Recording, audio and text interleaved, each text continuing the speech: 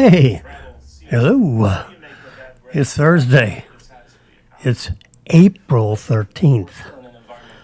I sent a reminder out to my kiddies that you've got to file your tax return by the 18th, or file for an extension before the 18th, or else, oh my God, the IRS is coming after you. Oh God. They're not going to lock you up, but you're going to pay more penalties and more fees. So just do it. Just do it. It's the 18th is Monday, so you can kill us Saturday or Sunday morning, whatever. It's not a big deal. I did my tax return. It was torturous. Oh my God, it was terrible. But I'm going to turn down Caputo a little bit, if we don't mind. So, I started at 3 p.m. and Marilyn had a meeting or something, and she got home at 8 p.m. And I had just finished. I looked at my watch and I said, "Oh my God, I've been doing taxes." You get stuck in tax. So truth is, TurboTax does a heck of a job. I mean, they have their software package is magical because it asks you a million questions. As it's going through the tax code, through this logic process that it has. And, you do your income and you put it in your, so if not much has changed, you've already got your W-2s in there, and you've already got your, your miscellaneous things and, all that kind of stuff. So,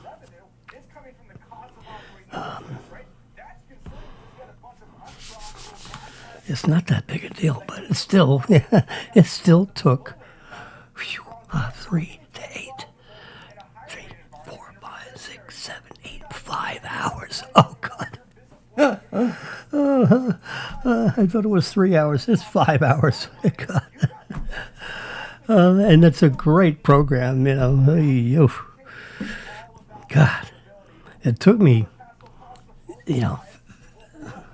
15 minutes to get into it. And I'm not talking psychologically. I'm talking about, it's keeping verify this and verify that and but that. I mean, it's so annoying. I think I finally, I got all the passwords worked out and this and that, and I used that chart that I used yesterday. I don't know if you remember that unbelievable chart. Let's see, I probably can find it in this.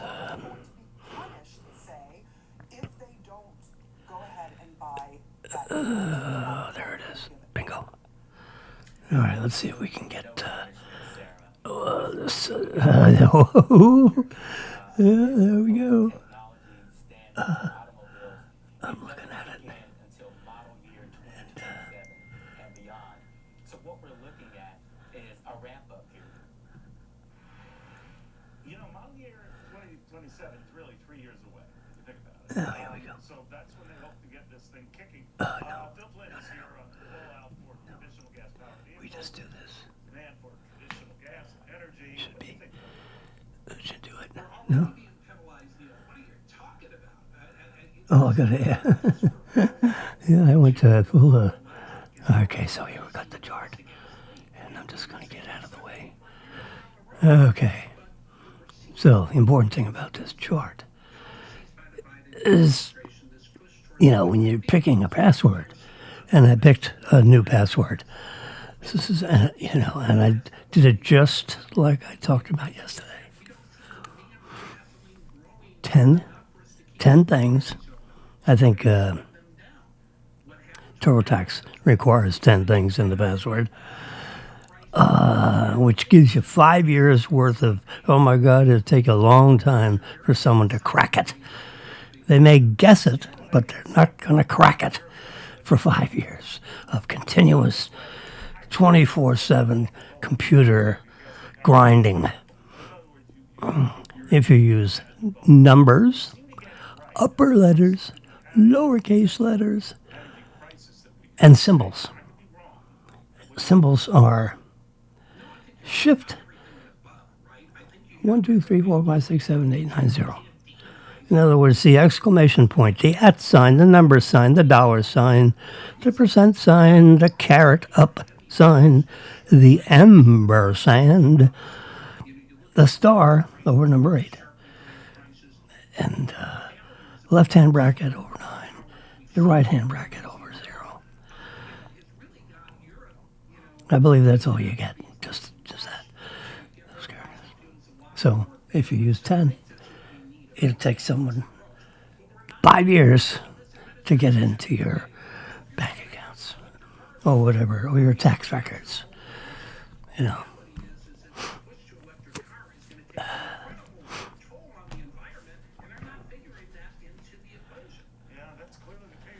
So, but if you use 11, 356 years. That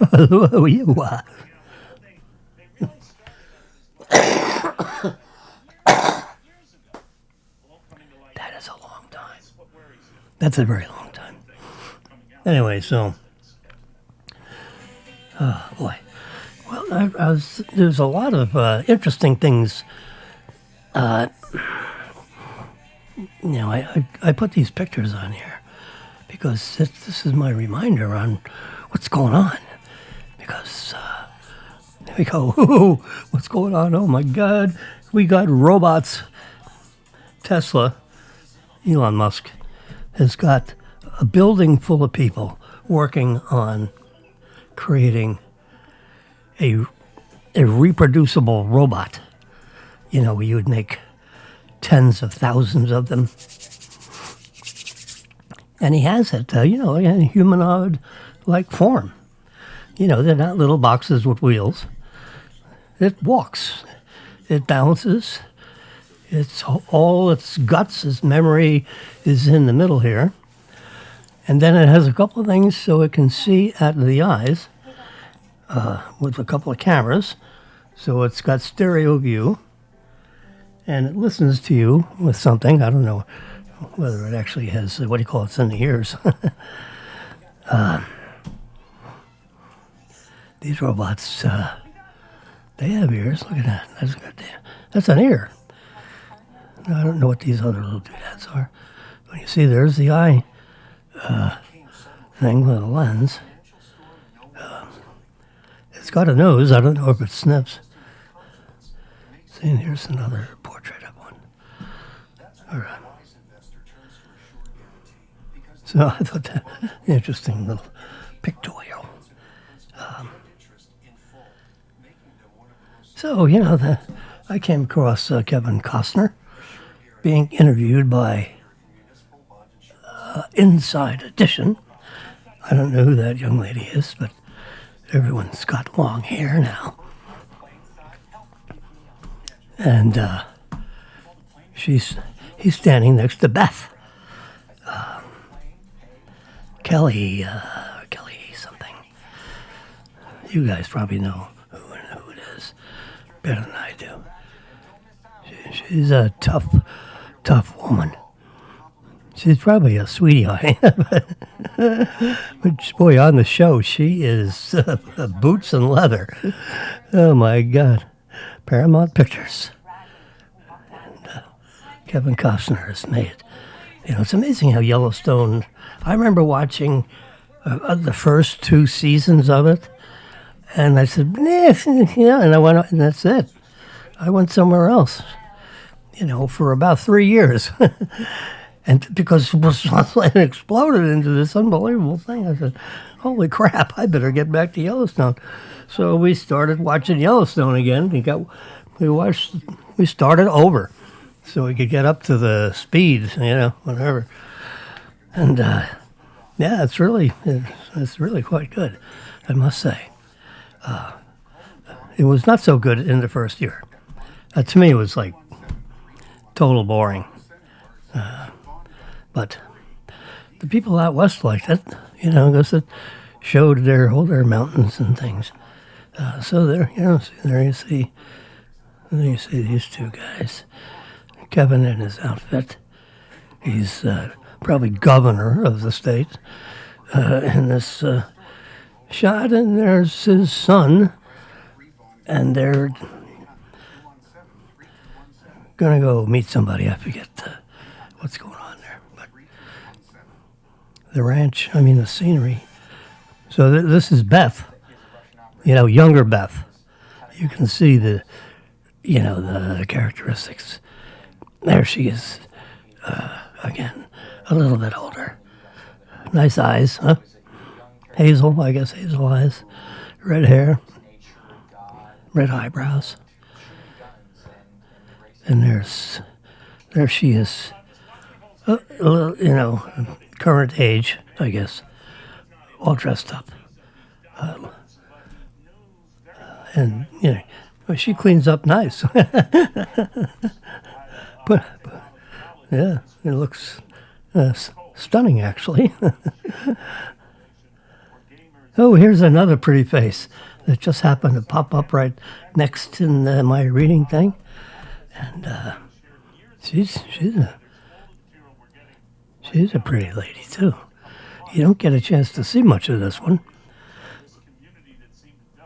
Oh, there's my favorite left-handed golfer.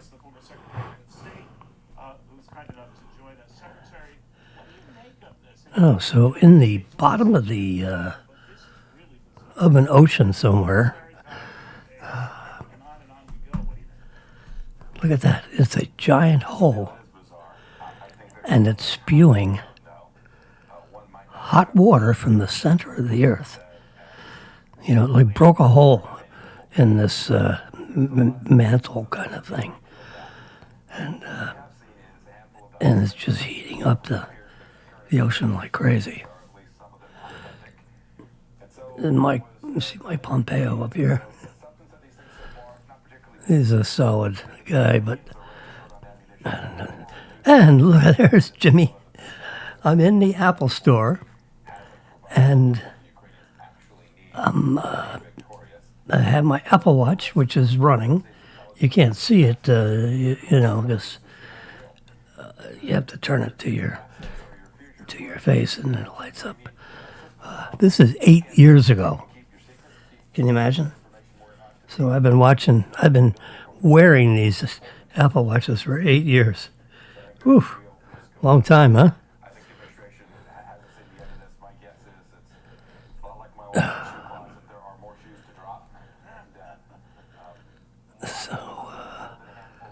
So there's a favorite moment. Robin, it's a couple years ago, maybe 5 years ago. Yeah, 2017. This is 2023. That makes it 5 years ago. So Robin decided, in celebration of us coming up to visit her, because we brought our two boys. The last year, that's Brennan, that's Daniel. That's so son, daughter Robin, husband Sean, Jimmy, and Marilyn. Marilyn's always she's always a sport. So it's just warm enough or cool enough where she's got a flannel shirt on top of some other kind of shirt. And I've got a windbreaker kind of a thing, my FAU windbreaker. And Robin has, a denim thingy. She's standing up in pride on her. These things are really... Now, you don't really... you don't lean on that pole. You're standing up on this platform. And that whole apparatus is on wheels. two big wheels. You see the two big wheels on the side there. And we're sloppy with this stuff. You talk about the document. But you don't, you see, Brandon's got just one hand on it, which is fine. It's just something so that it steadies you a little bit. Because you're standing on this platform, which in turn is on wheels. So, I thought, you really hold on tight and all that. No, you don't hold on tight. You hold on like, you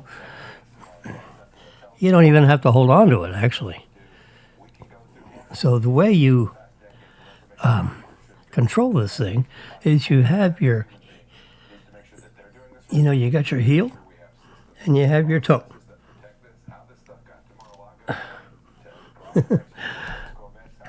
So just imagine moving your foot up and down. So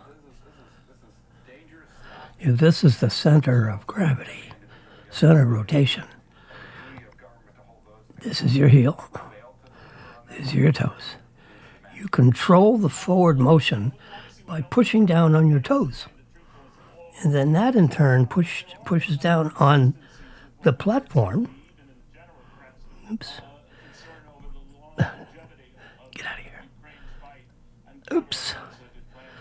Let's see, that's as expando as I can get. But you can see the wheels. You got a pretty good view. So you push down, you want to go faster, push down on your toes. You want to go slower, you want the wheels to start to brake.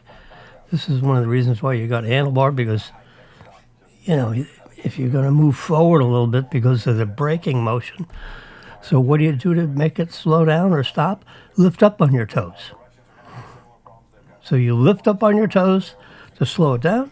You push down on your toes to make it go faster. That's exactly how you drive a Tesla. With the right foot. You have your right foot extended on, the accelerator pedal, right? Can't call it a gas pedal because there's no more gas. It's an accelerator pedal, okay. So you push down on the accelerator pedal and the car goes faster. You want to slow down or stop, you just lift your toe up off the accelerator pedal. And, so it's just the movement of your toe going to this and this. You don't even need the brake pedal because you can bring the automobile to a complete stop at a traffic light or a stop sign or whatever's in front of you. You lift up on your but you just lift up on the accelerator pedal and the car will rapidly come to a stop. It won't put your face into the dashboard stop fast, but it'll stop the car.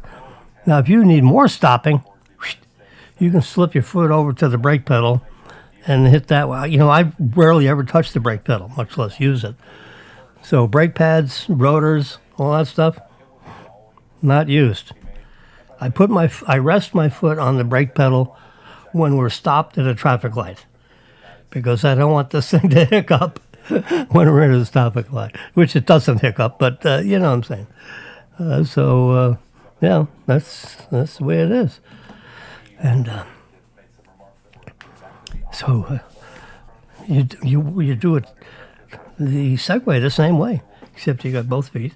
So you push down on your toes, and that makes the thing go faster. You lift up on your toes, which in a sense pushes down on your heel, but who knows how to push down on a heel.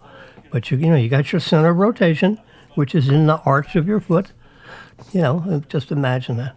So you push down on your toes, and that sucker will go, up to 14 miles an hour, which is about as fast as you.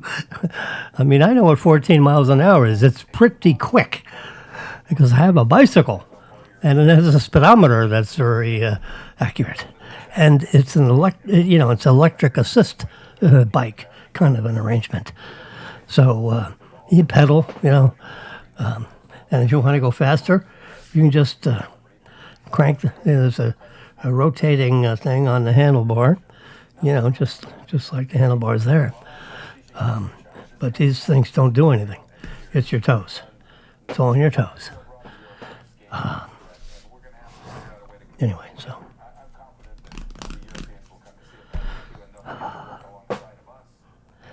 If you want to stop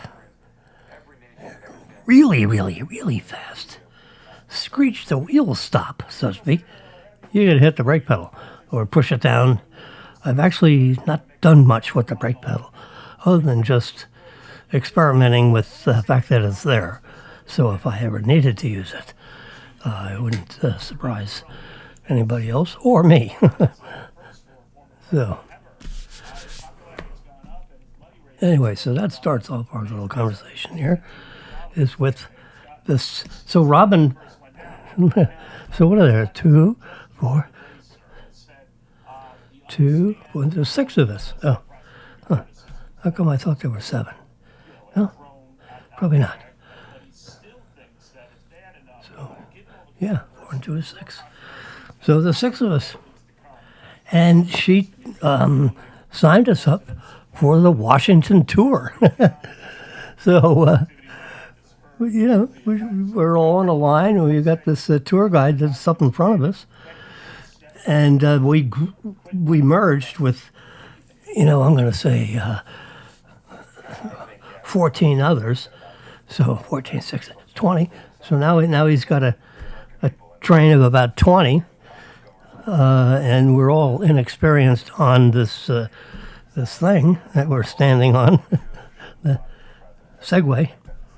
And he takes us all through. We're going down the sidewalks all over Washington, D.C. It was, and the weather was,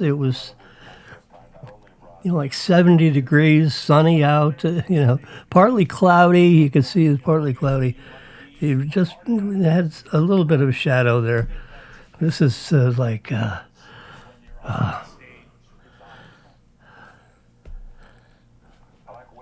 think it was like 11 a.m., 10:30 we started. Gave us like a 5-minute lesson on what I just told you, which is really quite simple. You just get up on there and it'll balance you. You feel like you're struggling. Don't struggle. That's very.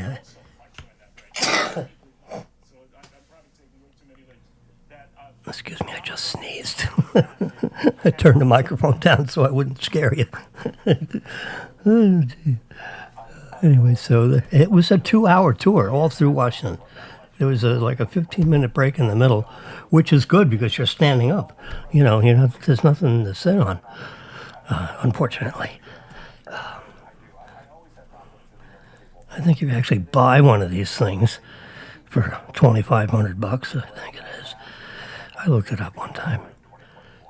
I think you can kind of like get a seat extension where it has a real skinny seat on a pole. But I don't know how it would work because you have to be able to push down on your toes to get it go forward. And if you have a seat pole there, you're not going to be able to do that. So I think I'm mistaken about that. You got to stand up for this puppy. And as long as you're not going too far, these are pneumatic tires on there, but it's not too much pneum in pneumatic. No, it's a little bit of a bumpy ride, not too bumpy. You don't have suspension, but it's not bad. It was really quite nice winding our way all through Washington, D.C. So I put that up on Facebook or on one of my posts saying, hey, remember us? Okay, what do we got here? One way to figure out what's going on in the world is I took some screen captures. Rupert Murdoch he's one of the owners of Fox Everything. And it turns out He's an officer of both Fox News and the Fox Corporation. And the attorneys for the Dominion, there's a big lawsuit with Dominion and Fox, and the way Dominion is basically saying the way Fox, reported the news, implicated us in something with the, fooling around with the votes, and remember that thing? Dominion is the manufacturer and seller of all these voting machines all over the country, so Dominion wants to make sure its name is untarnished by the way things are reported. So there's a multi-$100 million lawsuit going on between Dominion and the News Corp, Murdoch, Fox Corporation and Fox News. So that's what's going on with that deadline report that just popped out. This is what we were going to say this morning. Here's another story. DeSantis' team tries to stop Florida Republicans from endorsing Trump. Yeah, there are a few Republicans in Florida. Yeah, he's talking about the basically the House of Representatives, the number of like 12 or 13, and you have other Republican operatives, So when it says Florida Republicans, it probably refers mostly to the congressman, but it could be, everybody in the Republican Party. Yeah. Because if he's going to be a presidential candidate, which he's got that presidential look, doesn't he? He's a sharp cookie. I like him. I didn't used to like Trump. I liked him, when he first started out. I was not a big fan of Trump. He had nicknames for all these. He ate up 15 or 16 of the Republicans that were. Remember the whole line of them when they stood up for the debate? I don't know. They all stood up there and everybody could take a peek at them when they were all together.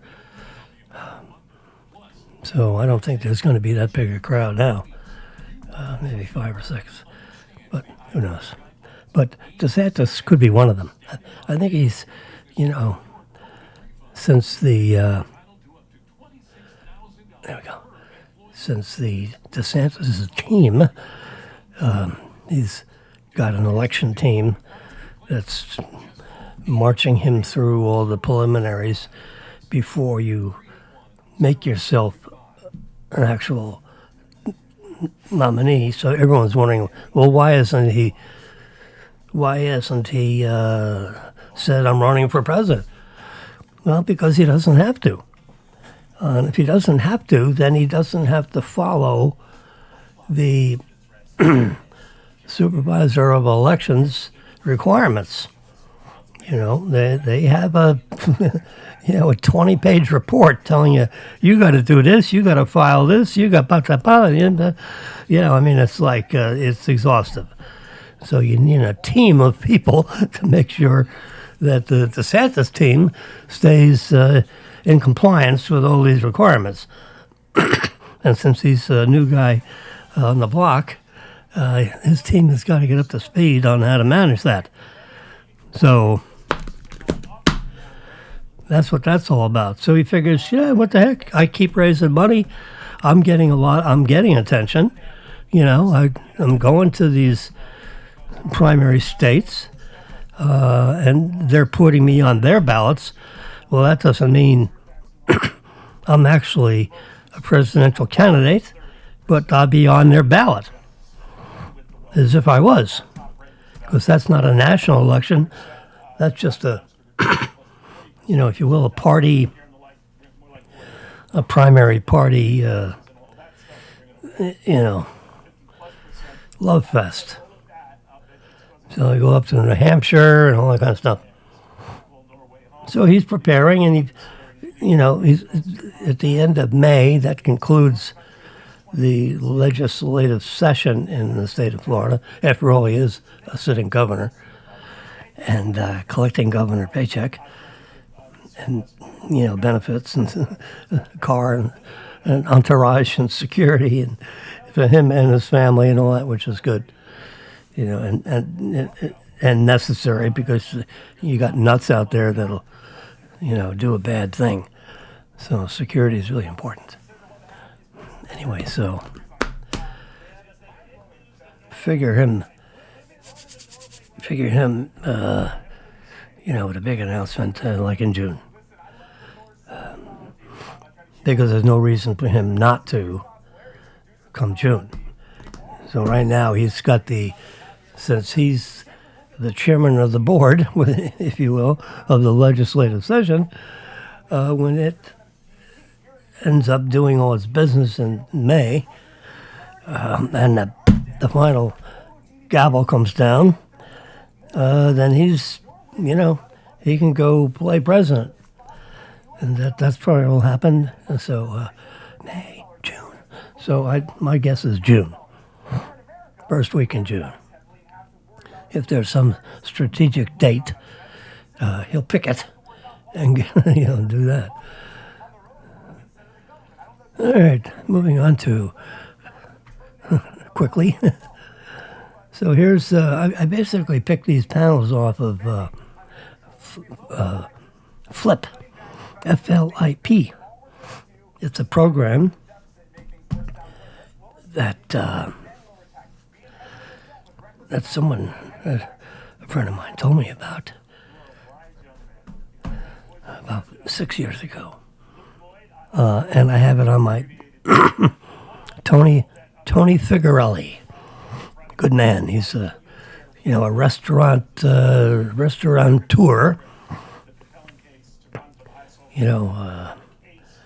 Real high quality. He knows how to cook. He knows if people know how to cook. He knows the business inside and out. He can put on an apron and run around that kitchen as good as anybody, and he's done it. I've seen him. He's great for, when a new company starts a restaurant. So he's hired often to come open the store for me, and get it all ready, and then you can, you train your replacement, and then, so it's like a 6-month thing, and after 6 months, whoosh, he's gone. In the meantime, he may have others lined up waiting for him. Maybe he can do it in 4 months. We could do three of those a year, and then he lands. I think he's in Las Vegas now. Can you imagine? I don't think he's married. Maybe he was. And now he's just, it's all by himself. So he packs his bags and go to the next city. Well, I think he's in Las Vegas now. Anyway, he taught me he broke the news to me on Flip. He said, Jimmy, you will love Flip. And he told me essentially how you do it. You have to spend an hour or so once you start Flip. Picking what news sources, like I like NBC News, I like the Wall Street Journal, I like the New York Times, I like that, and it gives you all these sources. I just named 5 or 6 of them, and you pick them, and then the next thing it asks you is, hold on a minute.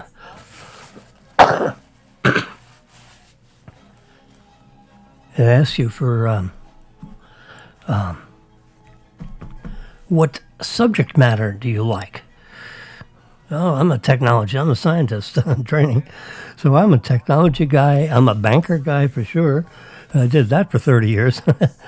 I did the science thing for, about 8 years. It was my first 8 years. So is ingrained in my mind, like deep. Anyway, well, banking is like, you know, I can do it blindfolded, so to speak. Science, no. You don't blindfold yourself when you're doing science. It could be explosive, literally. Oh boy. Anyway, so because I have the little science piece in me, Tesla has, always piqued my interest because I was always so interested in what Tesla is doing and how they're doing it and why they're doing it that way instead of this way and blah, blah, blah.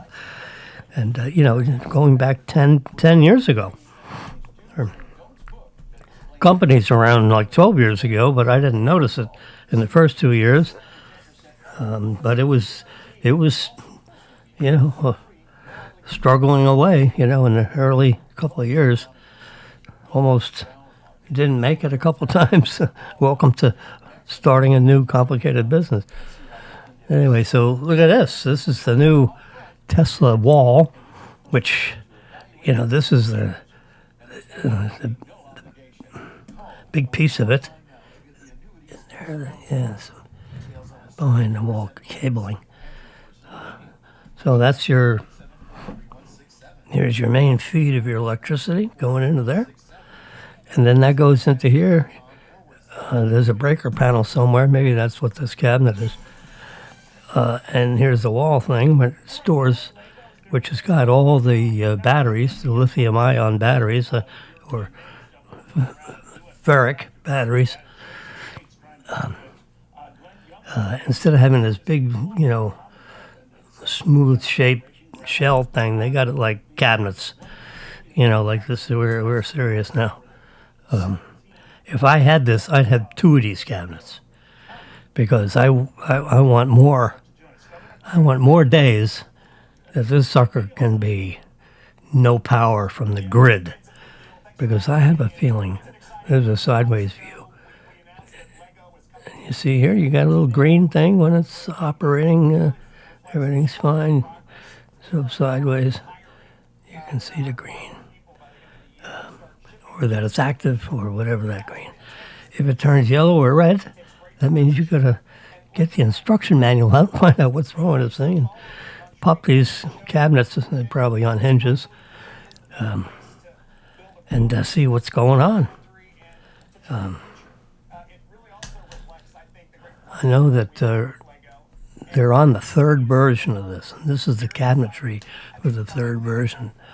And one of the things with the 3rd version is they increased the power of the inverters.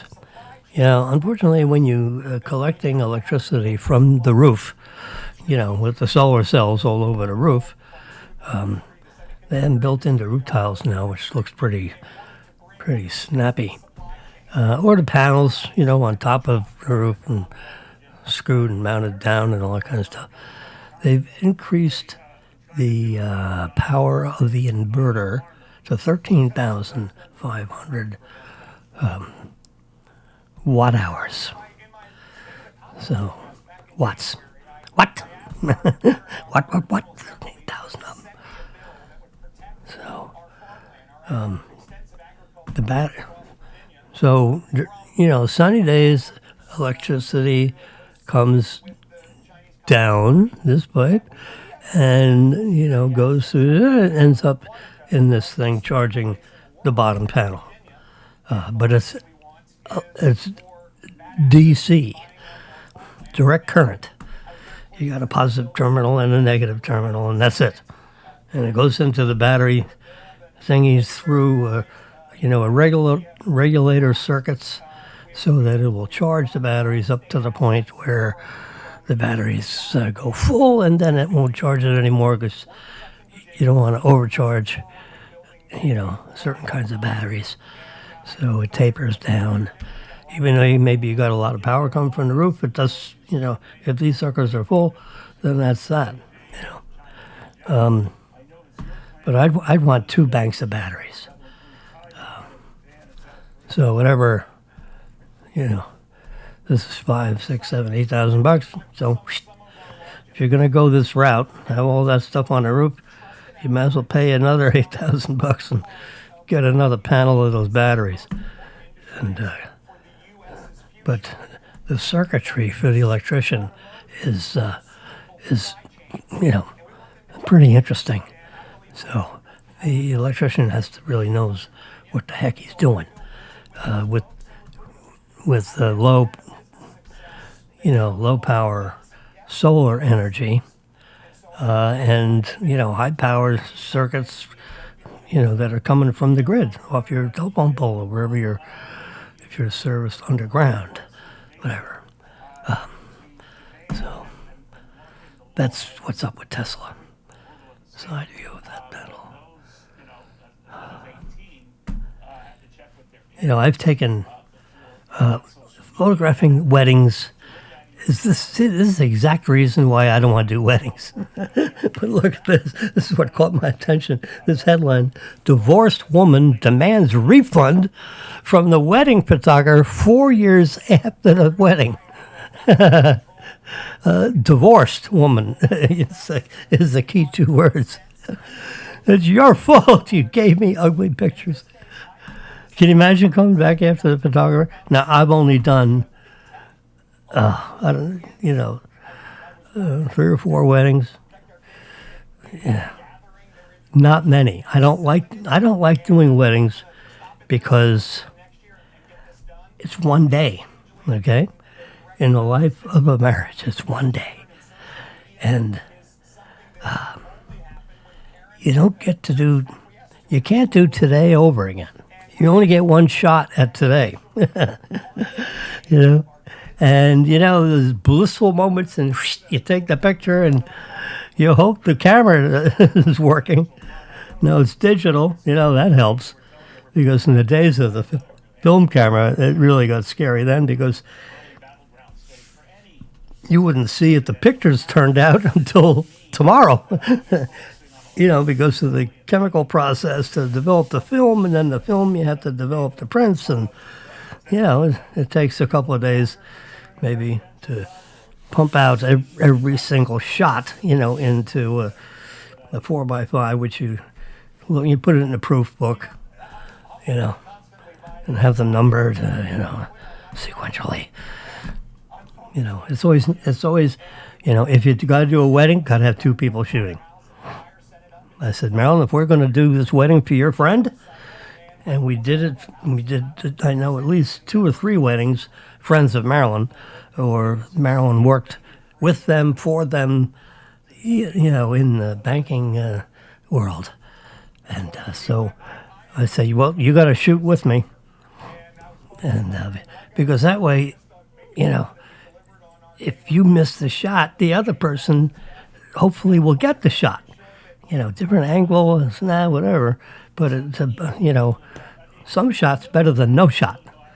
If you miss it,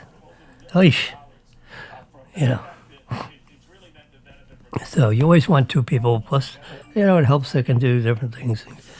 Get shots from different angles and all that. So that's what we did. Anyway, so I don't like doing weddings. I don't remember getting paid, like receiving money. No, I don't think so. No.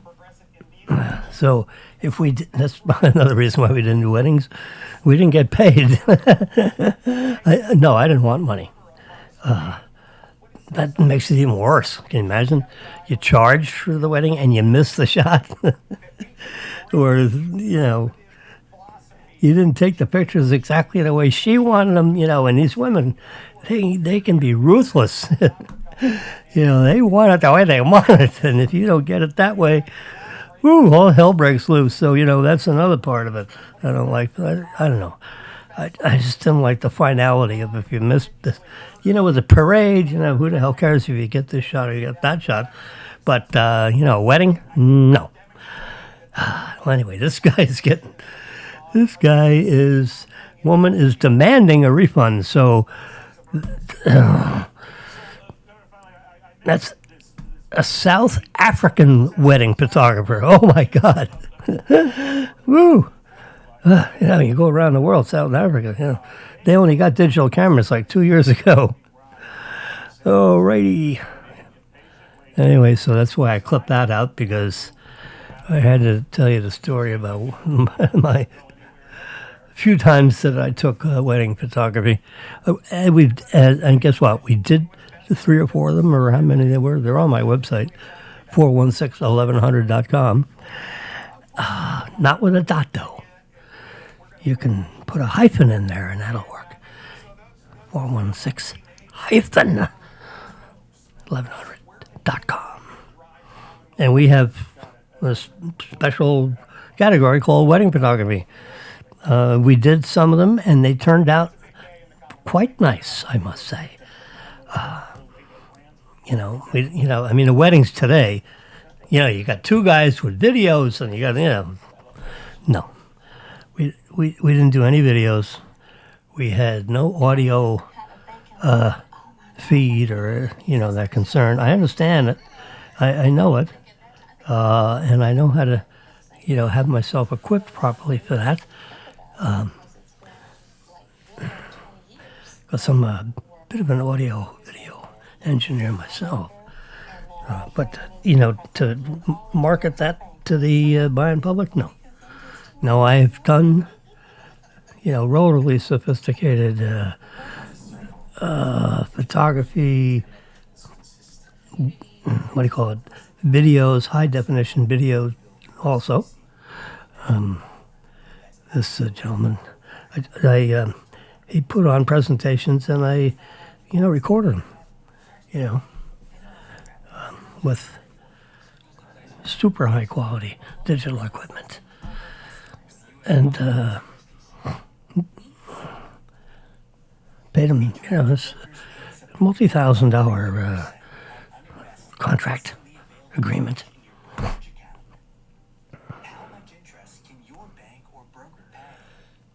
He paid. He didn't complain.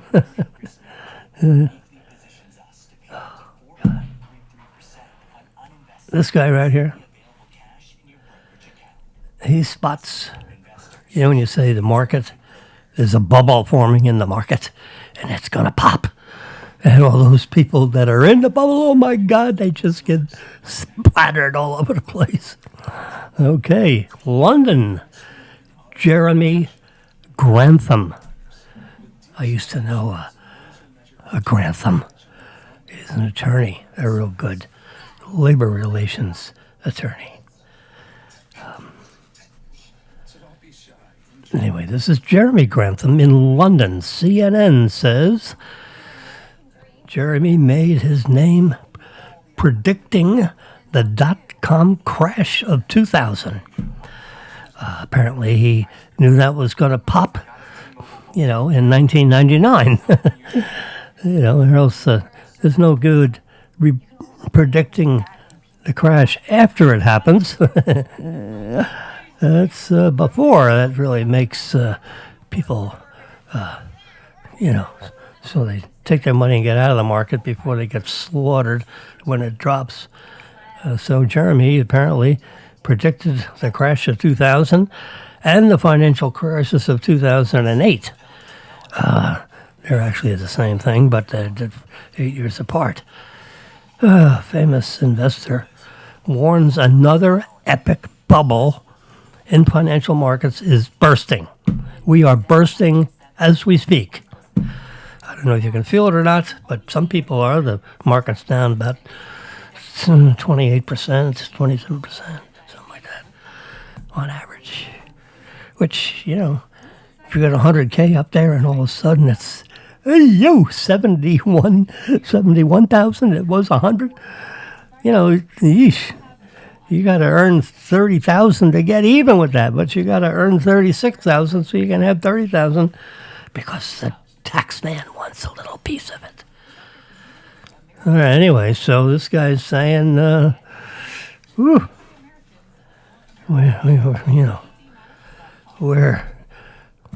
by no means finished with the stress to the financial system. We're talking about the banks. Banks, the co-founder of GMO, that's his term. The G must stand for Grantham, and you got two other people, MO, two, or it's just one guy. His name is Mo. All right, so he's an investment firm known for his bearish views. A frenzy in multiple U.S. markets spurred by rock-bottom interest rates after the current is called the bubble is about to happen. And this was this article he wrote in 2021. That's the story there. Then I came across some photography stuff, and what's the best camera? Well, I was always told the best camera is the one you have with you. What the heck good is having a really good camera and it's home in the cabinet? You know, if you don't carry it around, you know, I guess, well, you only use that when you're on big assignments. That'd be my excuse. I have, right over here, a beautiful, oh my God. Oh, I could take a nap with it in a couple hours. It's a Canon. You know, you've heard of the R1, 30 million pixel, full frame, 24 by 36 millimeter, 100% digital. There's no mirror, so they call those cameras mirrorless. Mirrorless. That'll get your lips moving. Say that 3 times and repeat after me. So the mirrorless camera doesn't have a mirror, so you don't have this flopping, you know. Boom, boom, boom. I had a Hasselblad. You see Hasselblad right here? Hasselblad. It's one of the great camera companies of the world. Sweden. Made in Sweden. I had a Hasselblad CM 503. So there was a 2.25 by 2.25 square. It's a box. So you buy that, you get a box. You don't get the back and you don't get the front. So it takes magazines on the back. You know, and I had a bunch of those, and then you put the lenses on the front. But the camera, I paid thousands of dollars for. I forget how many. It's more than 2. It's a 500 cm, and it's film, and you crank the thing, and you know, and it holds 12 or 24 frames, and it is magically engineered. And then you can, you know, easily put on a lens, and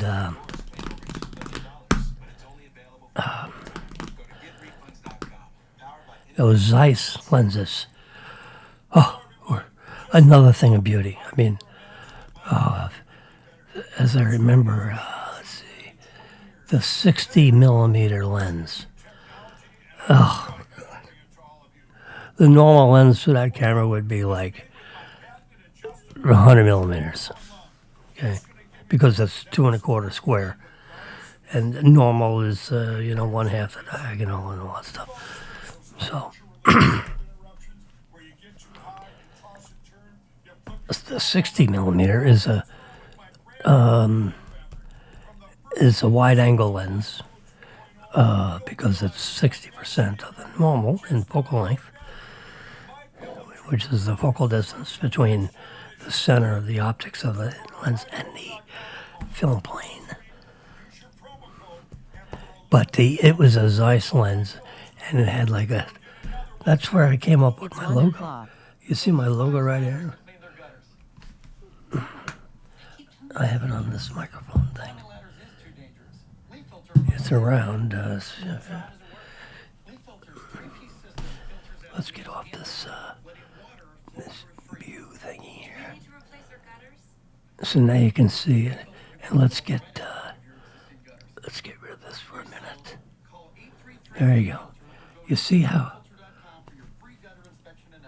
See that camera thing there? We created this logo for myself, me and a design guy. I forget his name. He kind of hung around Ed McCluskey, and he'd get work just because he would hang around McCluskey. And McCluskey would give him odd jobs to do, you know. So he was a design guy, you know. So if Ed needed anything, he would make it happen. You know, artistically, whatever.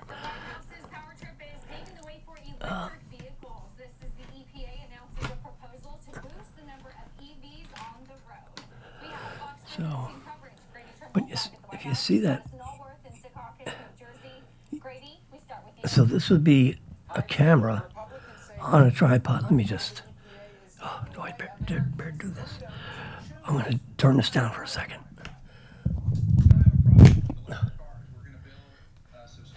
If I let the volume up on normal, when I did that, your ears would pop.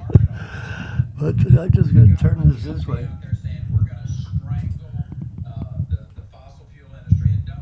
There you go. But you see, that's a camera on a tripod. That's what that logo is. That's a camera on a tripod. Okay, I'll put this back together.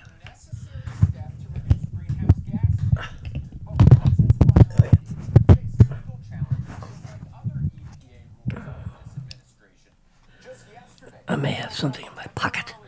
Anyway, so that was the logo that put it all on my stationery, and it came right out of my notion of the Hasselblad camera. And let's see, this car. There we go. This is perfect. Should have thought of this before. See, there's the button. I used to print. I'd print my logo on the back of the card. There, look at that. See, quality digital imaging, 416-1100.com. How cool is that? And then here's my business card. This is really good stuff. I'm capturing enough of the view that the autofocus grabbed onto it. You see, name, phone number. All this is on the public record. Digital imaging, professional training programs. Jimmy. 416-1100.com. And then it says in fine print here, professional digital photography, post-image processing for business. And it's got a fax line on there, which I no longer have. Fortunately, it's in the fine print, which you have to have on your magnet. Anyway, so I have my logo on the front and on the back. This is actually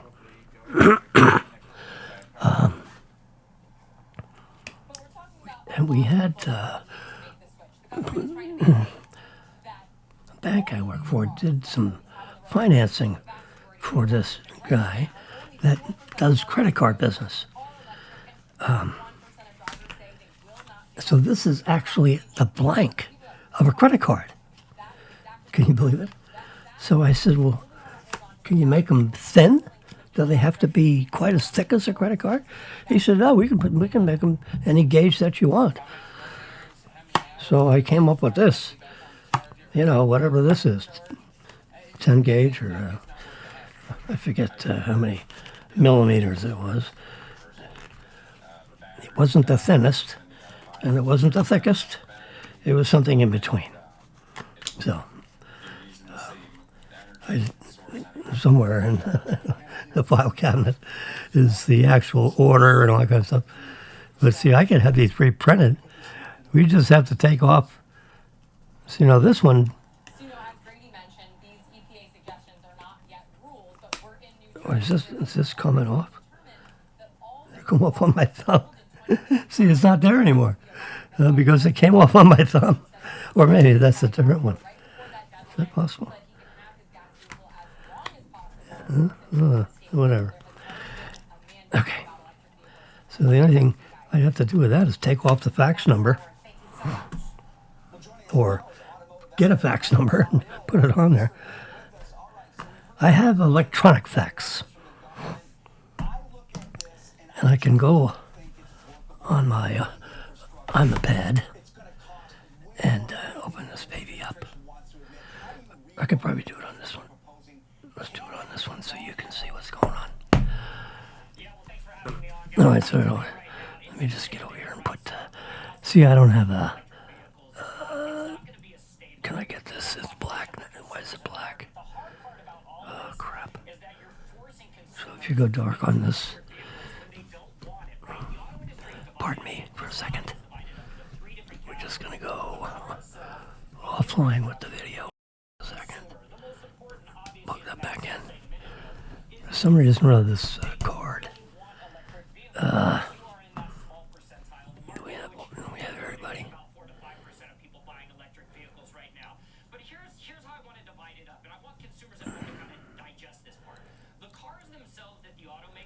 Start this. There it is. Yes, I don't know. If you don't keep it running, that one will drop off for some reason or other. So I'm going to add me to this. Okay. So what's all this? Sorry, I took a minute off of live television. It's a, it's a bitch. So I'm gonna pull this down in the middle. This is standard. This is nothing fancy with me particularly. This is Apple.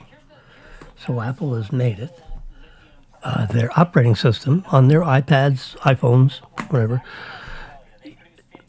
If you pull down from the top, you get your messages. Okay? If you pull down from the middle, whoops, it'll open up like a search thing up top here. Let me do it again. See, there it is, search. Fax. F-A-X. You see that fax icon that popped over here on the very leftmost?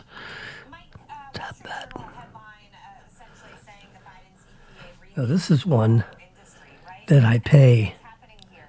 Don't I have sent faxes? Let's see. Yeah, see? Look at all these.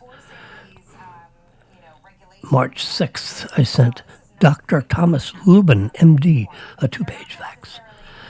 If I can't get a hold of my doctor on the phone, I send him a fax. And it works beautifully, It's too bad I can't go in here and see what the fax looks like. They don't have a way of... Let's copy it. It tells me the phone number and the sent and delivered. Took 1 minute. Is there? You can see it. He's nice. He's a good man. These two didn't get delivered. I fax Publix. It's a nice way to get to your pharmacy. You fax and it goes right in there, and they look at those suckers because that could be input stuff. Here's I sent one to Dr. Ordonez, confirming a visit, an office visit. That's my cardiologist. He saved my fanny 4 years ago. Oh my God, that's a long story.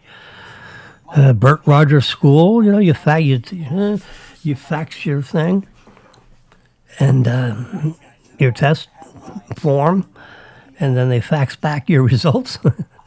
That's what those were. So anyway, I used the fax. So I have a $100 a year subscription service to whatever this app is called. It has something to do with fax.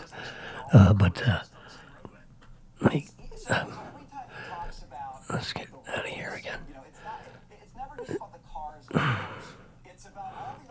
No, I just go this way and bomb out of it.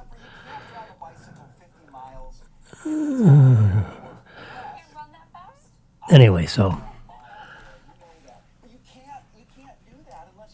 I don't actually have a fax machine. I have the ability to send faxes electronically from anywhere because I can pull up fax on my phone here.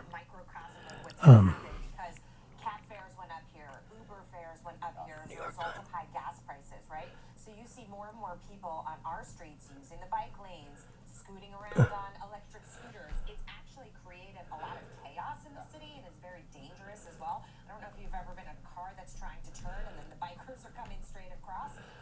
So having said Okay, that, so it verifies to what you're saying, which is that you bring I used to have machines.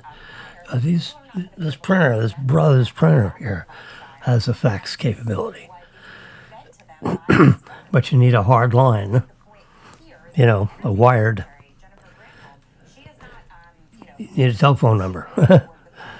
And it goes, you know what a fax sounds like.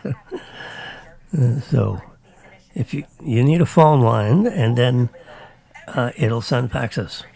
And it's a high quality fax machine. But you need a phone line. Guess what? I don't have a phone line. All I got is a big cable.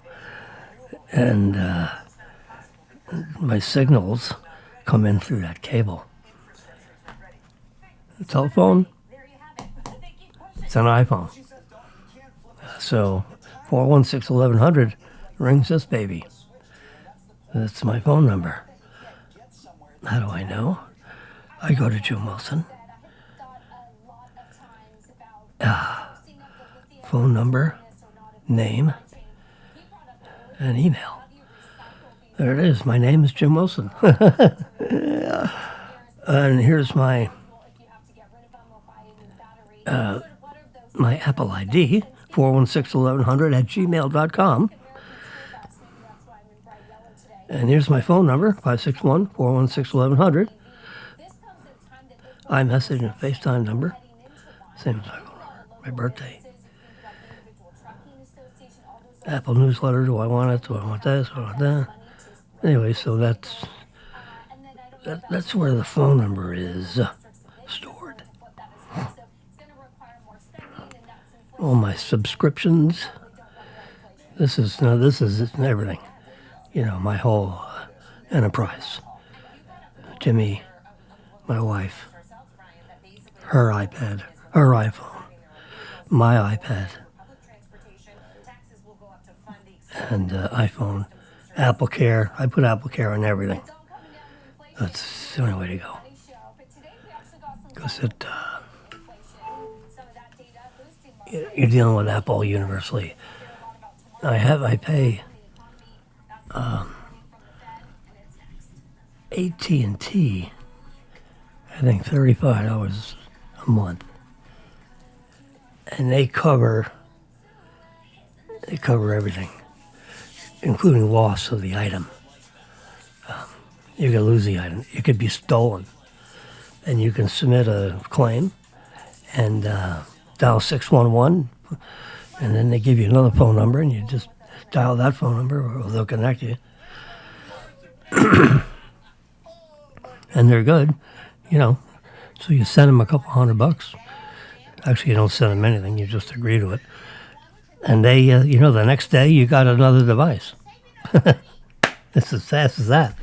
If you get to them before 5 p.m., you'll have it FedExed overnight. If you get to them after 5 p.m.,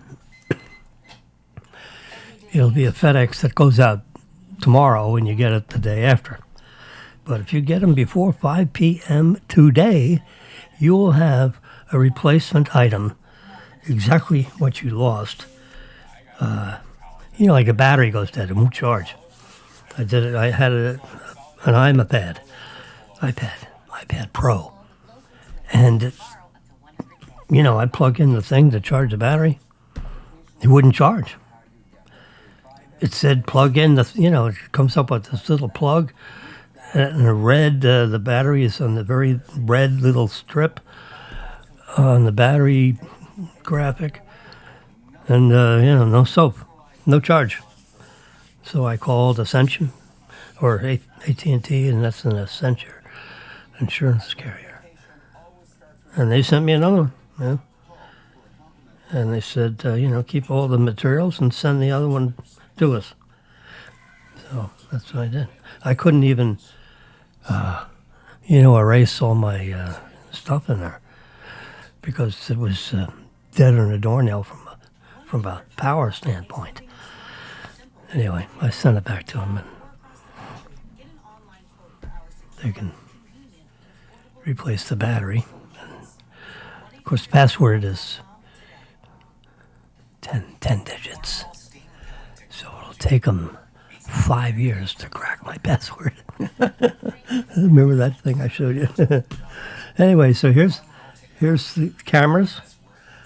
I grew up on Nikon. I had a Nikon camera.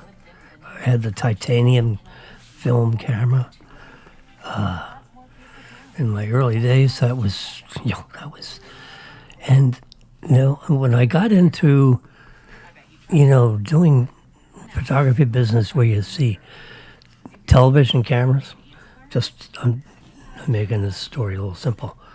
So if you see ESPN on the field and you're taking pictures, then that's being televised all over the world, ESPN. So that event is being televised all over the place. So that means Reuters wants pictures. Well, so Reuters had a rule, if you had a 300 millimeter lens, it better be a Canon, one of those big beige lenses that you see. And they're $11,000 a piece, those lenses. So, and you can buy them used, for $6,000. That's still a big chunk of money. Anyway, they basically put you on notice if you're going to be schlepping your images to Reuters, you better be using Canon lenses. That's all I got to say. So they, in the earlier days of, this age we live in, you better have Canon equipment. So I switched to Canon. I sold all my Nikon stuff. I said, well, I'm not going to have two systems, so I'm going to switch to Canon. And the one thing I did find out when I got to Canon, and I'm very, I pay attention to what's going on, and I look at the images. And I have I have this little artistic little piece inside somewhere. Although I'm mostly a scientist, but but the one thing I notice about Canon, the imagers, the imager is everything, because the lens, focuses light on the imager, and you push the button, snap the picture, and that image then gets impressed, stored on all the pixels in this imager. And then row by row, that image then turns into a stream of hexadecimal code, which gets processed. And then it comes out, so you can see it in a JPEG or a raw looking picture, digitally. And then, of course, remember I told you the images goes off row by row, slides off the imager, then all gets, streamed into the image processor of your camera, and it renders it. That's where that word came from, render. So that's something to do with the digital image when it's rendering it. And then it renders. We're going to make it, a verb. An image, a picture. And I noticed that the camera equipment, the camera bodies, the Canon imagers, had the most perfect color correction, I'll call it that, for face face colors, the color of the face. The Canon renders those images better than any camera I've ever taken pictures with. Now, the Hasselblad had Zeiss lenses, and that did a good job too. But in my world, that was film. And those Zeiss lenses focused an unbelievable image on the 2 1/4 square negatives, which produced, square prints, or you could cut off the top and bottom and have it, a landscape-looking picture.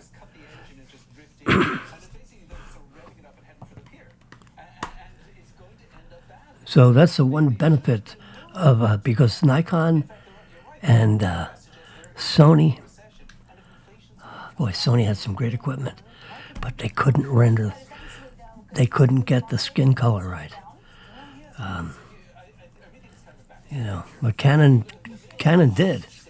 It rendered exactly the way you saw it in the viewfinder, which is what you do. Phase 1. That's another company that made very high quality imagers and processing equipment for photography. It was big installations. Like if you use phase 1 stuff, you were on a tripod. You didn't carry that around. So you go on site if you're going to do, pictures of museums or, museum pictures inside museums, or you might see phase 1 equipment sitting there on top of a tripod with Zeiss lenses on the front. That's what I remember seeing with phase 1. But Fuji, I didn't like. Fuji I didn't like it. It was light. It was all plastic. Leica in the middle here, fantastic. Oh my God, their stuff was like, that's another camera you just wanted to take a nap with. You can imagine hugging a camera and taking a nap. Leica's one you do it. Oh my God, I have a Canon R5. It's got 45 million pixels. Woo, that's all. Oh my God.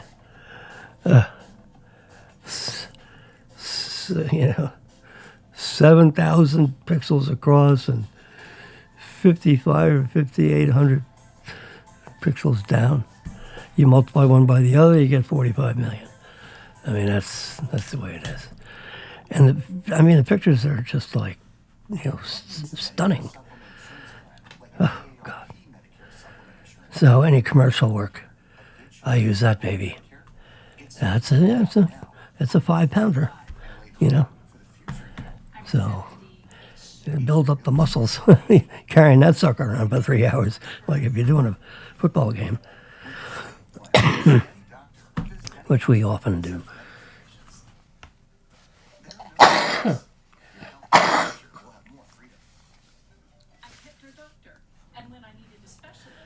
Yep, we have. I'll show you some other time. We're running out of time here. I'll show you my 416-1100 site, and we'll go around and look at some stuff. It's a good. I've got.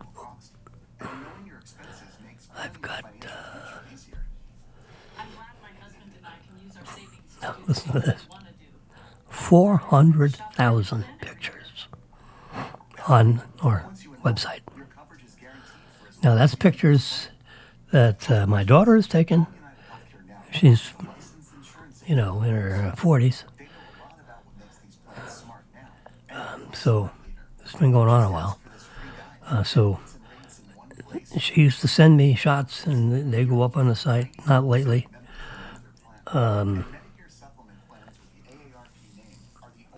Marilyn and I take pictures.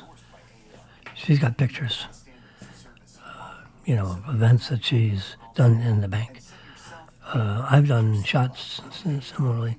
We've done a lot of stuff together, almost. And for 20 years, we've been taking pictures of FAU sports, primarily football. And I've got 49,000 pictures of FAU football. I think it's 49K. It's a lot. Woo!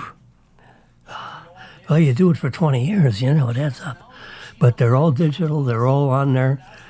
And, at 4161100.com, what a site it is. I have to show it to you. What the hell?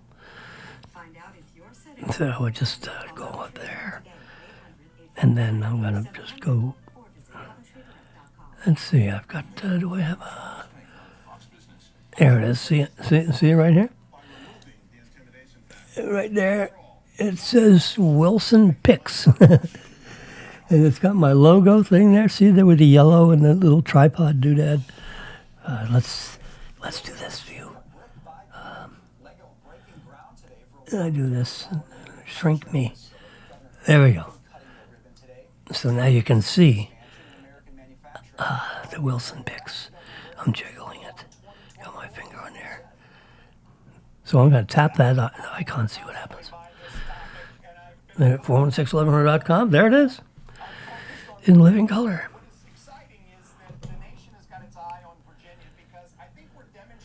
So that's a picture. If you can just imagine. This is a picture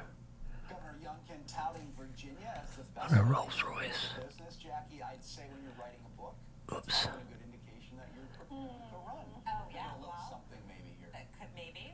So I went, I stood right in front of that, this gold, do that on the car.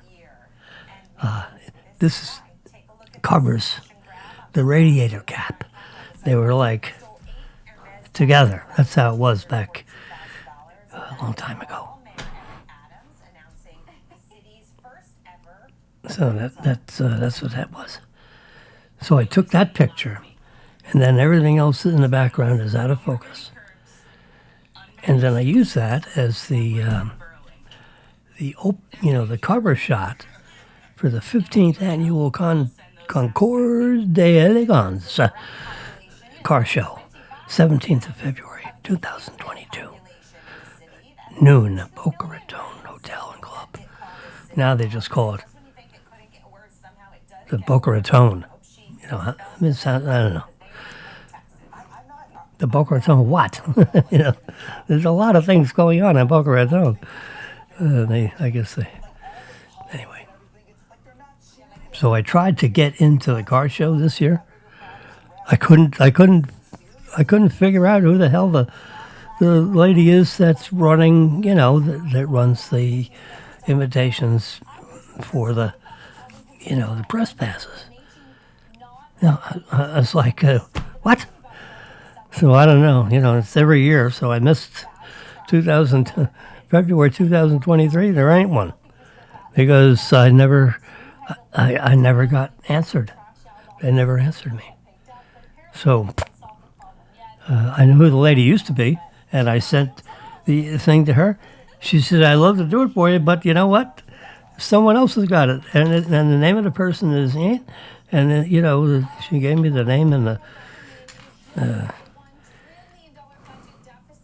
website address, which I don't remember. So anyway, that's that. Next year I'll do the same thing. Maybe this lady would get the job back. I don't know whether she didn't want it anymore or they got someone else. Anyway, so that's the opening picture. And then you touch that, and it goes to a bunch of other pictures. But there aren't a bunch of other pictures. So here, there's Jimmy and Marilyn. The Boca Raton, they give you a badge, a metal badge, or you pay for it, whatever. There, I'm sitting there. The lady from the the 14th annual Boca Raton Contour Day. This is 2020, so that's 3 years ago. Here a case. So she took this picture and put it in the newspaper or something. See, there's that picture. There's the raw image. And I didn't put any information over here. I'll save that for future events. Because that car is like an antique car. It's worth $1 million. And I took a picture of the radiator cap thing, which is also the thing that's in the front of the car. See, there's me with my press pass and my trusty 24 to 125 millimeter lens. I don't have that focal length. That's the zoom lens. See the red band on that? That means it's a Canon L lens, which is the best grade of lens that they make. I'm looking over some of those motorbikes. I'm taking very interesting notice of some of these motorbikes. We owned a motorbike at one point. There's a like a public resume kind of thing, not biography, I should say. Anyway, so there you go. Look at this. This is a visitor counter. 26,408,129. So every time someone lands on the home page of my site, let's try to step it up. I'm going to reload this, and you'll watch the clicker will go up on. Now, no one would do that, because why would you do that? But I'm going to do it here to demonstrate that this counter is no joke. That says 129. Let's do it. I'm reloading the page.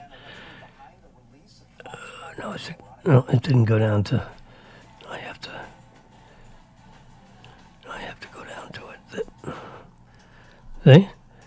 Now instead of 129, it's 130.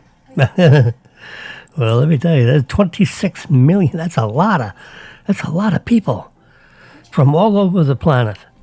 I have a service that I pay. I'm going to say $100, $120 a year, $10 a month. That not only tells you this number, which is where that counter resides. I can touch that counter and it tells me, yeah, see, web. So this is a company that does, this web service stuff. I want to go back. And they'll tell you, how many visitors you got, what countries they're presently in, and you can just see them drop off and come on. I mean, it's like, but I have people looking at this site from 125 different countries. I didn't think there was 125 different countries that had internet. Well, there is. So, all right, we're going to get out of here. So, oh, darn. I pressed the wrong button. Okay, so I'm at the home base here. Let me go home. So I'm going to press the home button, go home. That's like, if you get lost, you just hit the home button on top here and take you home. All right, so there's Jay Leno with Marilyn. I got a picture of those two. There's a three-way with a selfie, which I don't have published in a. So here's the beginning of the Concours d'Elegance. Now this is what they call the hangar party. So this is all the high-end cars, and there's a whole bunch of people back there having cocktails. Now this is early on, so these are owners of the cars and the booth managers See, because there's no people on the red carpet. Now, when they open the doors for the public, you're not going to have an empty red carpet. They're going to be people traipsing all over the place. So this is the only time you can get a shot like that. And if you turn around, if you were standing right there and you turn around, you'd see this. You'd see all the jets, that flew in for whatever, into Boca Raton. See, here's this is the Concord de Elegance Hangar Party, February 7th, 2020, 6 to 9 p.m. So we always go to that, but not this year because I couldn't figure out how to get my name on the list for press passes, and I didn't want to have to battle it out with the girl up front. Well, how come my name's not on the list? And the guy behind me is like saying, "Who the fuck is it? Whoops, who the heck is this guy?" So I figured, what? The last thing I want to do is get all our stuff and get ready because you got all this camera equipment and crap. Got to charge the batteries and everything. And then they don't let you in the thing. That would. Oh God, that would be. All right, so now so I've got hundreds of thousands of pictures. Okay, but I have them sitting in these categories. Unique events, which is like one of these car shows. FAU events, and this is an educational thing. Look at how attractive that shot is. God almighty. That's a cover shot of education, you and me. Look at I got the thing of apples in the background there. FAU Literacy and Education. This is 2004. Oh crap. Look, she's got married and 6 kids now. Anyway. I'm just teasing, but that's just a beautiful face. And she's at this thing, and she's paying attention to whoever's talking. And I'm moving around trying to not be observed, taking pictures here and there. And I just moved around a little bit, and I kept my lens right on her nose because I wanted to get the bowl of apples right over her shoulder, just exactly there. I couldn't tell someone to go move the bowl, so I moved. And I moved it so the bowl, the apples, those Macintosh, they're all polished. What a picture. Holy mackerel. Here's another picture that FAU liked. The College of Business, this one, they made a huge poster of this. I have it.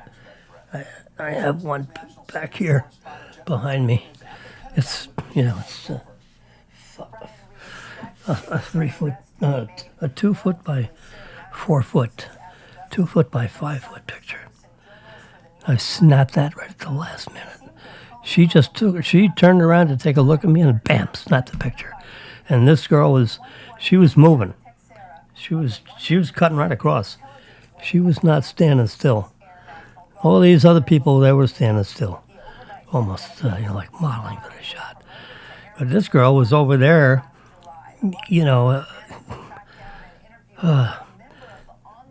sitting like in a student union kind of a thing.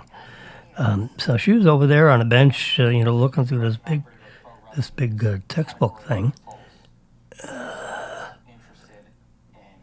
Experience human management, something management. Anyway, that's the back cover of whatever this thing is. She's in the, So I have thousands of pictures in that category. Let's bring it down here. Then we got this right here. This is.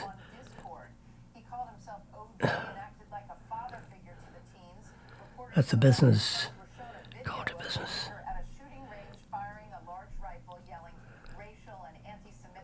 There's The group met 4 years ago on a server popular with a YouTuber named Oxide, who streamed videos about guns, the late tactical gear, and military hardware, and then decided to migrate to a smaller group chat. Members screenshotted George. at least 300 photos of classified documents during the 6 to 8 months that the leaks occurred. The classified documents began to migrate on February 28th to a server used by a YouTuber named Wow Mao. On March 4th, 10 Unbelievable. Intel documents appeared on And this is a ceremony. OG stopped sharing images of And it was a ceremony for this bronze thing a day later, of our coach. found out about it, and the message board 4chan for the rest of the world to see. Every single day we would watch Howard. movies like games, do our Howard Schnellenberger. stream our houses and mess around and dance and have fun. When members were He's all red and white. OG and other members Red and white, I love that shirt. felt this leader of this group, and he ultimately was And he had a tie that matched his jacket. FAU pin. sort of super soldier society. What a guy. Formed, fit, with God, well-armed. That's not his wife, that's somebody else. That's involved with the event. He's involved with the event. Here's the guy that's in charge of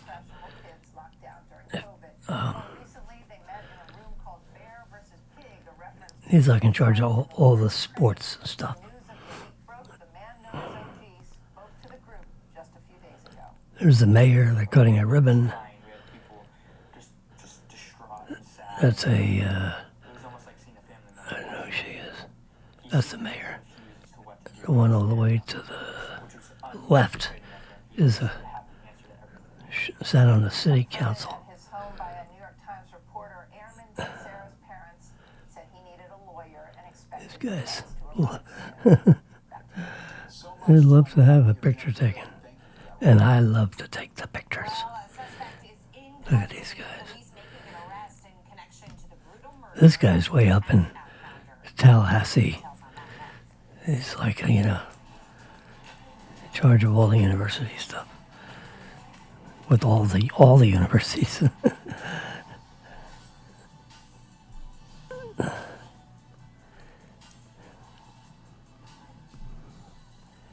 We knew him well. I mean, we'd sit down and have a cocktail in a local cocktail place.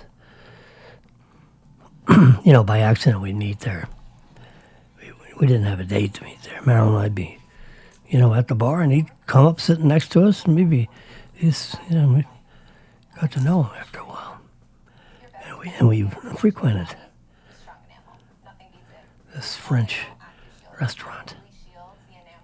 Anyway, so these are all the pictures regarding this just this one event. Look at that shot.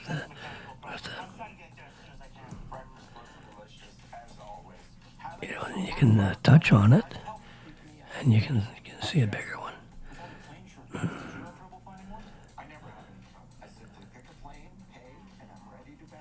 Get out of here. Go back. Go back. There we go. Categories. So FAU Stadium. Whoops. FAU. God darn. The touch screens I can be. There's the building. You got to watch where you put your finger. All right, I'm just trying to read these captions of these different. Look at this. The National Asian Pacific American Heritage Month. So all this is FAU stuff. Florida Atlantic University Hispanic Latino Heritage Celebration. Schnellenberger, 2011, the ribbon cutting ceremony for something. Black History Month. Black Power. I try to bring these things to life by removing the intimidation factor. There's fireworks. Look at that fireworks picture. That's an art in taking fireworks pictures. So this is the FAU tab. We're going to go back. It's like a big tree of. So there's a lot of. I touched on her, and there's a lot of pictures, a lot of galleries behind her. This is FAU, all FAU events, And this is all FAU sporting events. So I took a picture of this girl, girl. I think it's a girl. She's doing a selfie with the Alzy, with the owl, FAU character. So now when you touch on that, you're going to see all these are all the, there's basketball, there's football, there's swim, soccer, golf, cheerleading and dance, baseball. Let's just stop over here at FAU swim. I got some, look at this picture of the swimming.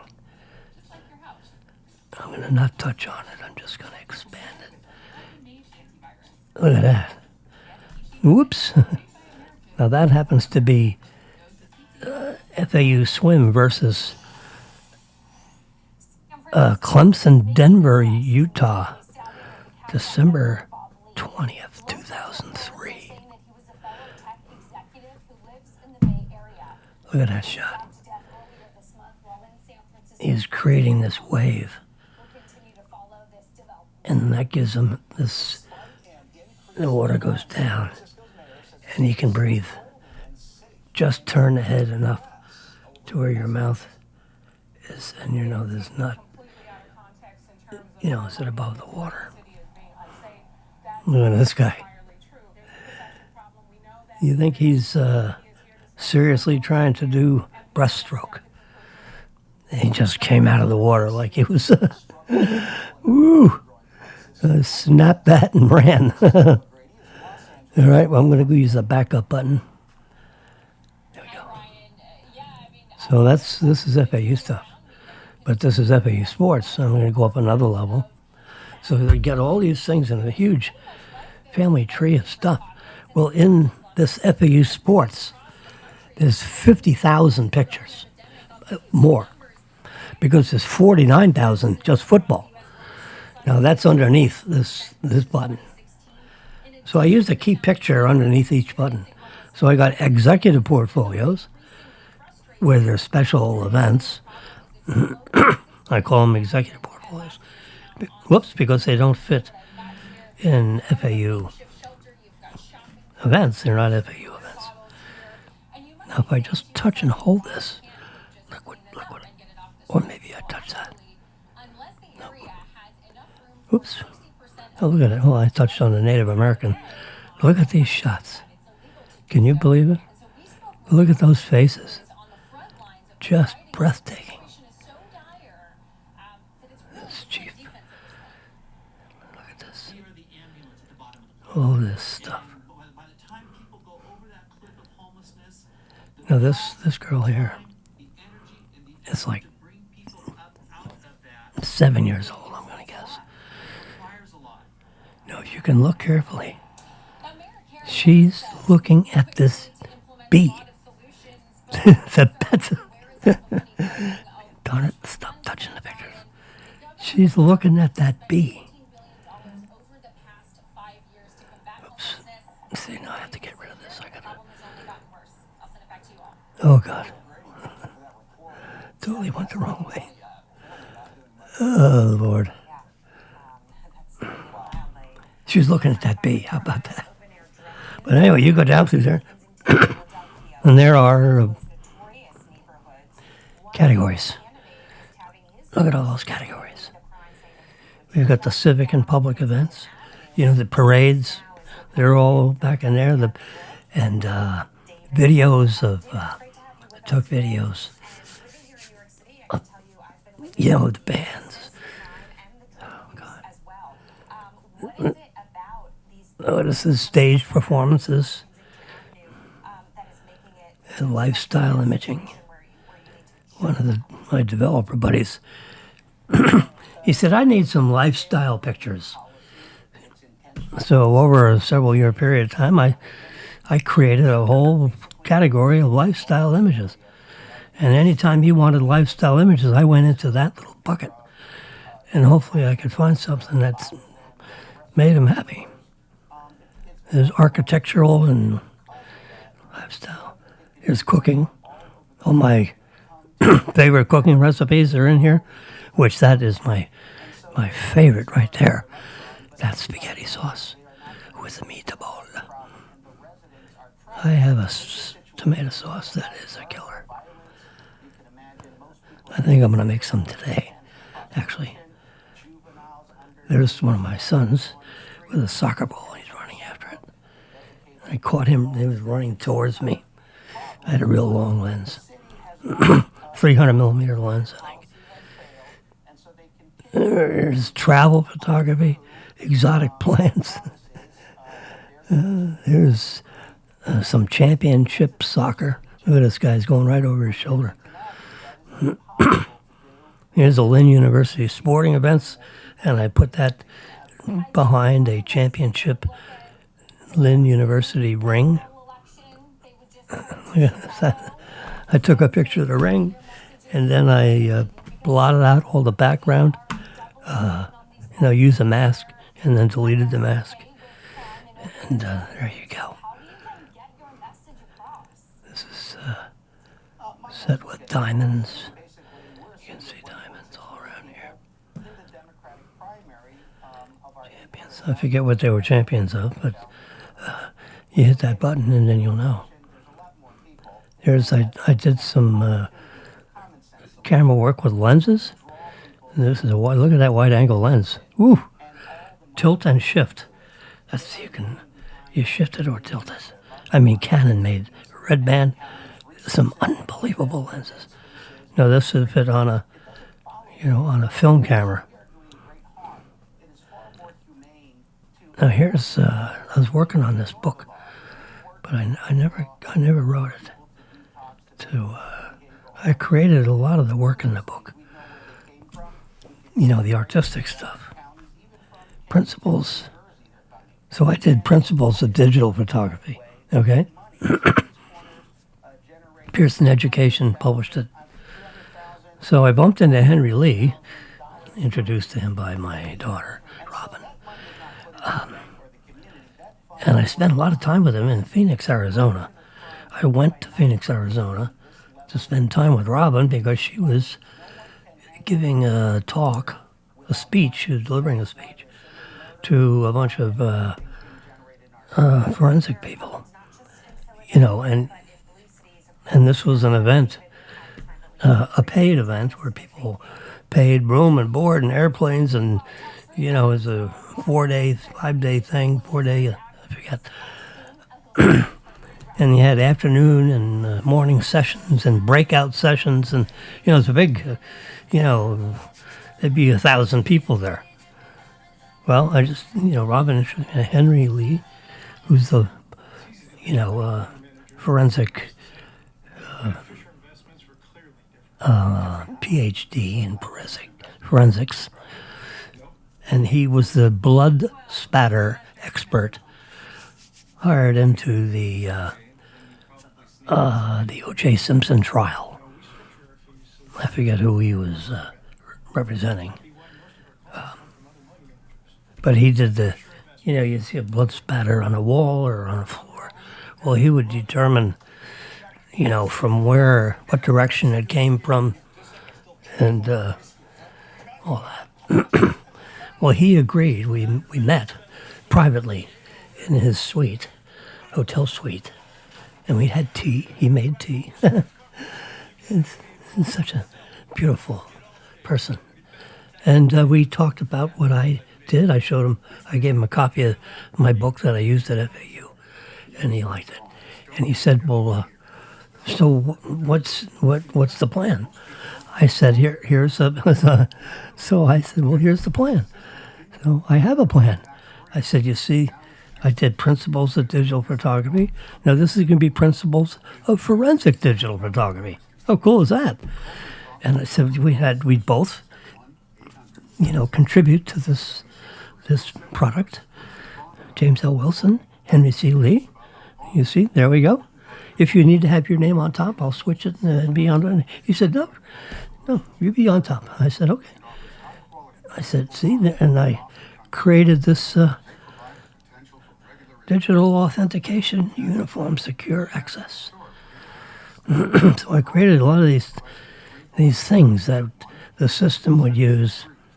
I created a system for forensic digital imaging storage. Anyway, so I was going to write about that and other things. See, forensic digital image development, post-image processing, digital security, and authentication. So here's the color. This is the cover art, which I did, which would be that'd be on the front cover. That'd be the cover of the book. I told Henry, I gave him a picture of it. I said, this will be the cover of the book. And this is what's going to be inside the book. You know, probably more chapters.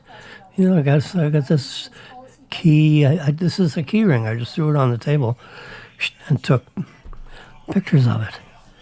And look at that. It says police on there. That was some tag I picked up somewhere. You know, laying on a street or something. I don't know. And, you know, it's all nicked up because it's been carried around for 20 years. And it fell off someone's key ring. It was laying in a driveway in some parking lot. So I picked it up, put it in my pocket. You know, 10 years later, I'm taking a picture of it and putting it on the cover of a book that I didn't write. But Henry Lee said yes. He said, I will do this with you. You send me your stuff, I'll send you my stuff. You put, I'll give you like 3 chapters to go in here, and then you'll do the rest, and we'll have my publisher publish it. I said, okay. And it'll be published in like 17 different languages. It'll go all over the world. I said, that's great. I said, that'll put me up in lights. Because I'd be so honored to be, you know, have something like this with you. But I you know, he gave me, he said, you can have these, I'll send them to you.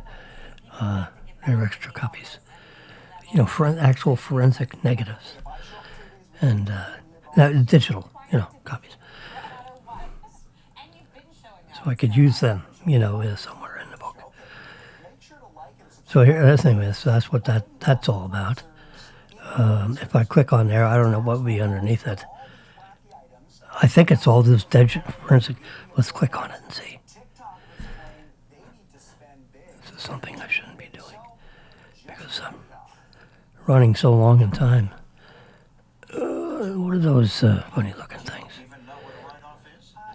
Let's try reloading that one more time. Huh.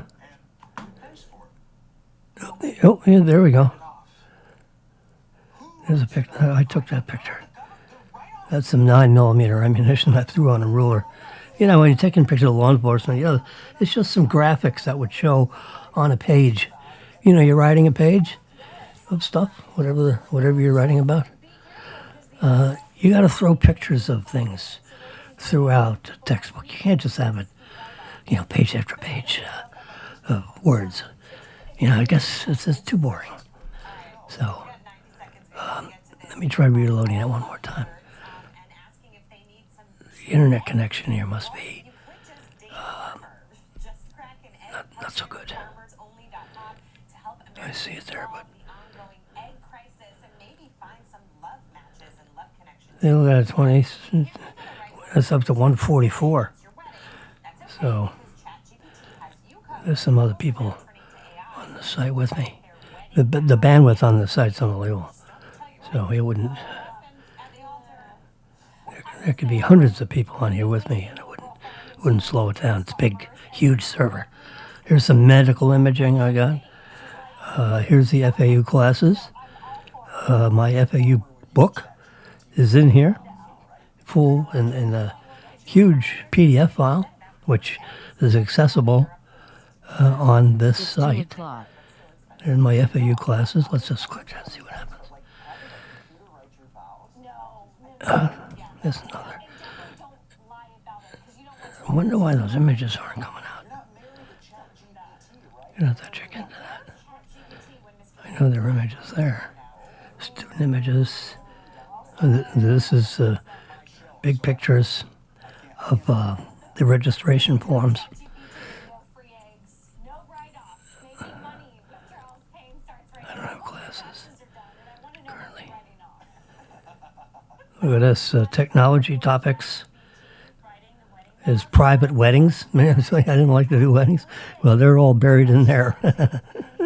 What? I didn't want to have any one particular wedding face on there because the other ladies would be going, well, how come I'm not on there? Yeah, so we'll just use this religious thingy there. Look, September 11th. I actually have crime scene. They roped off the entire area of the downtown where that was affected, and they considered it a crime scene. No one can step over this unless you're authorized to. Well, the one of the head guys in the Boca Forensics Department used to be in the New York City Police Department. And he and a couple of his buddies, they ran around here taking pictures of all this stuff. Look at that shot. Now I've helped it out a little bit with some imaging work, but look how unbelievable that picture is. This is like there's shadows here from a spotlight over here. She's shooting this way, and you got this incredible pile of rubble, which is 30 or 40 feet high. The whole side of the building came down and stuck in there. I mean, and these guys are trying to figure out how to attack this. How to take this thing apart and, carry it away. And they did. So this is 2 huge albums. There they are. Look at that. The next level of the pictures aren't showing. So this is volume 1, this is volume 2. Let's go to volume 2. It better show some images or else. Oh, I don't like that question mark. Oh, Jesus Christ. I'm going to have to check into that.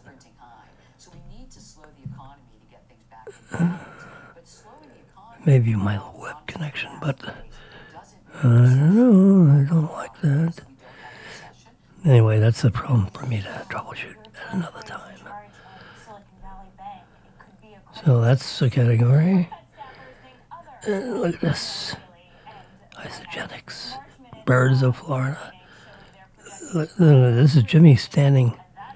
This tree fell over and took a whole, you see all the vestigial roots from a huge ficus tree. Here's some extra shots of just look at that. Oh, whew. Beautifully cooked filet. Boot camp for isogenics. I did some special work in here with the iPhone 7.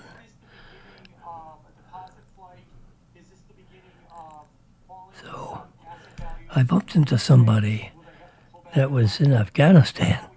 How about that? He was a military guy, in fact, and he sent me these shots, directly from Afghanistan. And I gave him something in return. I don't know what, but. And here's some political events. There's at this point, this is like I think Bush was the governor of Texas when previously. Now that he's running for election. There's his wife. So these are all fancy guests. And, this is in the early days when you could actually go to a political event and stand, you're in the 4th row. So I hold the camera over my head and you see all the tops. It's not because I'm taller than them. I didn't stand up on a chair because I would have fallen off. So I just lifted my arms up and snapped a few shots and hopefully, They turned out, and they did. and would take a mild recession, which would have been my baseline goal. And here's the presidential debate. Oh my God, that's all behind. All those shots are behind this one. Here's here's my press pass from the Observer. There's Marilyn and Jim. Press pass. There's my all my logo material. Original digital artwork is underneath that button. But you see, there's my Hasselblad camera, and with the digital back and the lens on the front on a tripod. And I just yellow, red, and white, and, in the middle of a circle, and that matches, everything I've done. Even on the back of my card here. There's a hole in this one because the guy at the airport was screaming at me because I didn't have my name and address on it. So I figured, okay, punched a hole in this and put that on my bag so the airport attendant would leave me alone. In case it was a carry-on bag, but you had to name them anyway. All right, so that's the end of my story with that happy note. Very cool. See, I can see what's underneath. I pushed on it, and look what popped up underneath.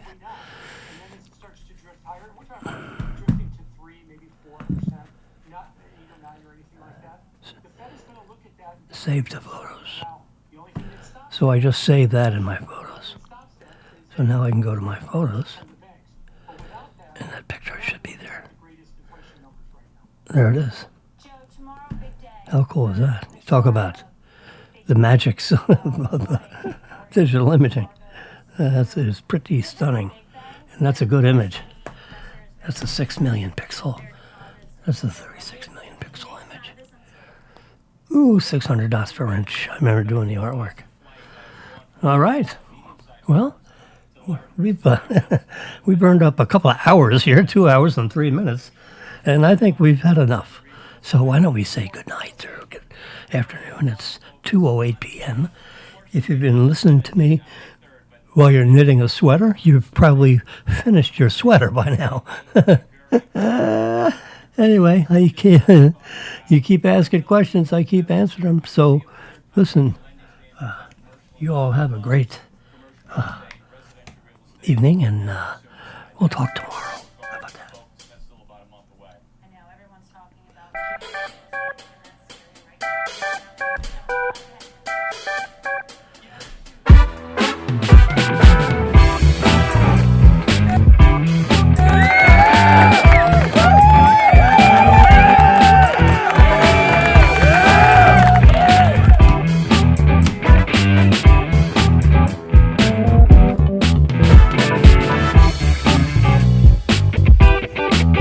Bye-bye.